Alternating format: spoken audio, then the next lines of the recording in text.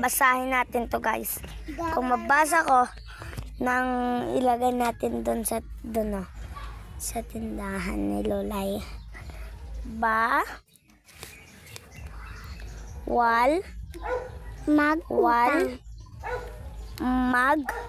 Utang.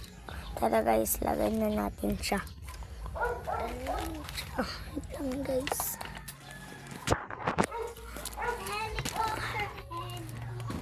Yan guys. Yan siya guys. Oh. Bawal mag-utang. Hi guys. Oo guys. Yan na. Hi guys. Bawal mag-utang guys. Ulitin mo. Hi guys. Bawal mag-utang guys. Ulitin mo. Nakasabi dito guys. Bawal mag-utang guys.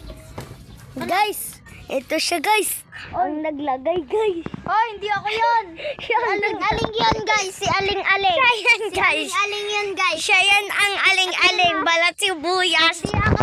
Ito yun o. Ito yung ano. Siya ang naglagay. Siya ang naglagay. Siya po ang naglagay ah. Siya po oh.